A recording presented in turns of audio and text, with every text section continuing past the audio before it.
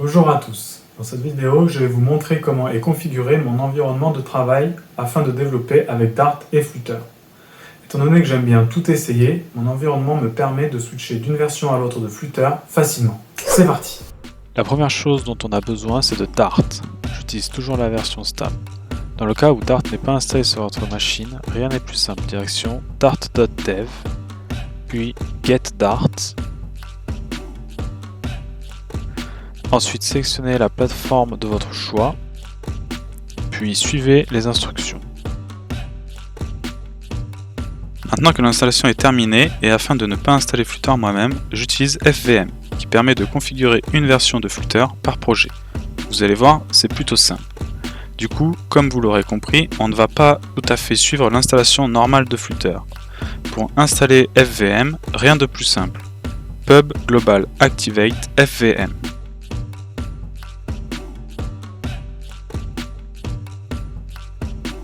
Une fois ceci fait, on va créer un nouveau projet. Appelons-le New Project. Maintenant, on va dire à FVM d'installer la version stable de Flutter. Cette version sera partagée entre tous les projets Flutter qui utiliseront la version stable. Facile. Ensuite, on a besoin de dire à FVM que dans ce dossier-là, on va utiliser la version stable de Flutter. Étant donné que nous n'avons pas de projet Flutter initialisé dans ce dossier, nous sommes obligés de passer -- force.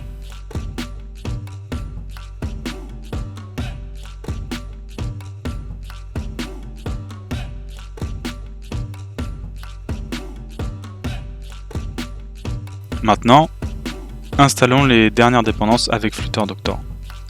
Ici, on remarque deux problèmes. Le premier, c'est que Flutter Doctor ne trouve pas la Android Toolchain, et le second, c'est qu'il ne trouve pas Android Studio. Pourtant, les deux sont bien installés sur mon ordinateur. La raison est que j'utilise JetBrains Toolbox pour installer Android Studio, et du coup, il ne trouve pas le chemin pour aller vers Android Studio. Pour résoudre ce problème, on va utiliser Flutter Config avec l'option -- Android -Studio -dir et spécifier le pass vers Android Studio. On peut maintenant utiliser Flutter Create pour créer notre projet. Et voilà, maintenant que notre projet est créé, on va l'ouvrir dans VS Code. Open Folder, New Project. Ici, on peut voir qu'on est bien sur la dernière version stable de Flutter, qui est la 1.22.3. On a bien une architecture d'un projet Flutter lambda.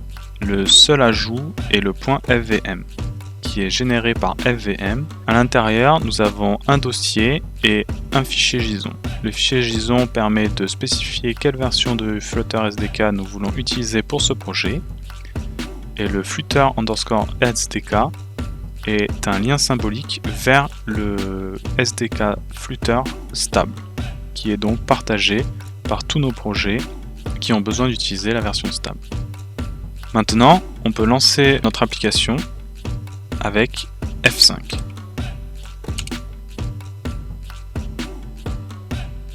Et voilà, on a notre application qui utilise le SDK installé par FVM et qui tourne sur notre émulateur. Disons maintenant que ce projet doit tourner sur Flutter Channel Beta. Pour cela, je peux lister les channels qui sont déjà installés sur mon ordinateur. Ici, on voit qu'il y a stable et bêta. La petite checkmark, c'est pour dire que ce projet utilise la version stable.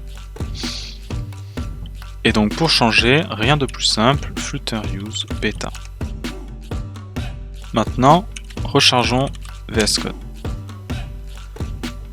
Ici, on se rend compte que la version n'a pas été modifiée, et ce parce que VS Code utilise encore la version précédente, bien que tout est changé dans le dossier .fvm. Si on regarde la version, on a bien la version bêta. Pour forcer l'utilisation du SDK qui est dans notre dossier ici, on va ajouter un paramètre dans les settings qui s'appelle Flutter .sdk path et on va lui passer .fvn/flutter SDK. Et là, je sauvegarde, je ferme ici, et là, on voit bien maintenant que la version de Flutter a changé et qu'on est bien sur la version bêta. J'espère que cette vidéo t'aura plu. Si c'est le cas, un pouce en l'air et un abo, ça fait toujours plaisir. N'hésite pas à mettre tes remarques et tes questions en commentaire, en espérant te revoir dans la prochaine vidéo. Ciao!